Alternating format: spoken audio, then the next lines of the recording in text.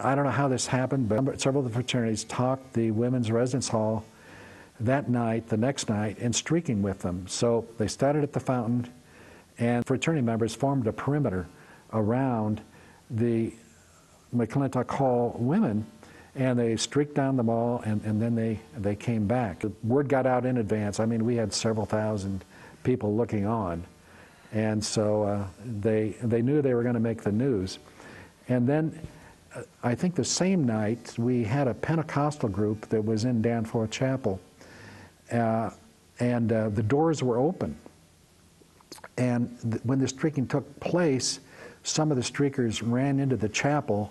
They just stayed momentarily because they kicked them out, and they came back out.